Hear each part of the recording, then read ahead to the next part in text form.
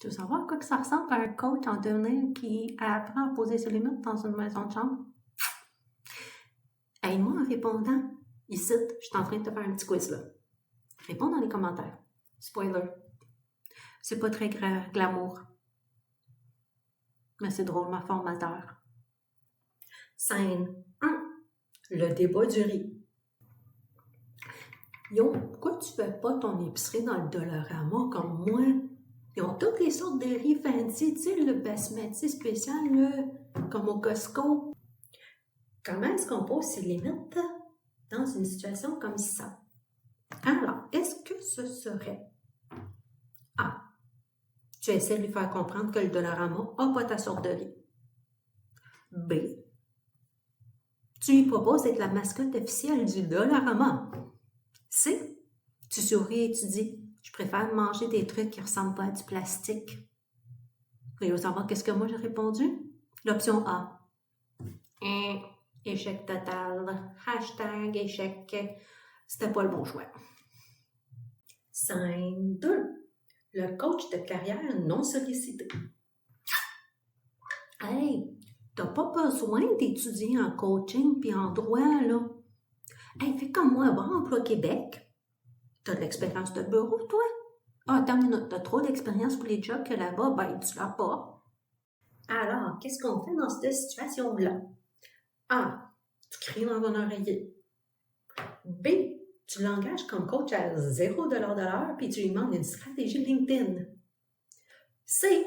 Tu lui dis merci, mais mon chemin est ailleurs. Et moi, qu'est-ce que j'ai fait?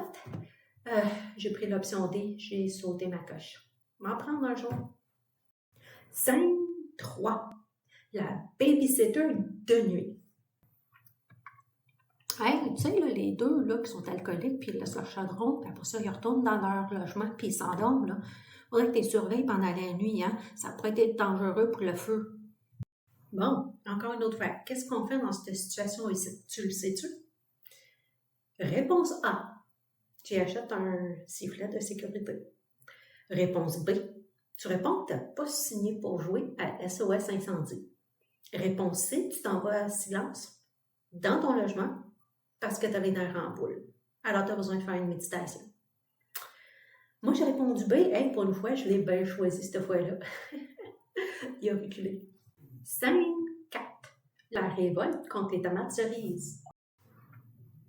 Hey, tes paniers bio là, qui viennent de la ferme, là, c'est bien trop cher. Tes tomates cerises là, qui viennent d'un panier bio ou bien non, d'un épicerie comme le Maxi ou bien non, dans une canne de chez Dollarama, là, c'est une tomate, là. Alors là, qu'est-ce qu'on fait dans cette situation-là?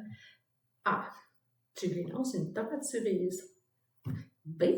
Tu lui dis que s'il essayait, il pourrait peut-être goûter la différence. Tu sais, si un jour, il essayait.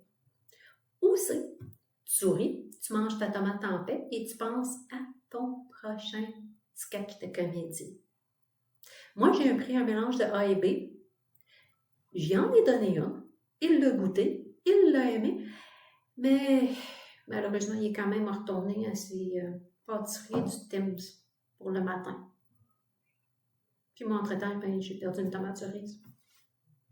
Alors, morale de l'histoire, ben, ça ne sert à rien d'argumenter avec ceux qui vivent dans la résignation. Tu as besoin de poser tes limites gentiment, solidement. Puis si la vie te rend heureux, ben, laisse les gens te critiquer pendant que toi, tu croques dans ta tomate cerise fraîchement cueillie de la ferme, puis parle-la pas en donnant une à quelqu'un qui ne se laisserait pas convaincre par la saveur d'une tomate cerise. Hein?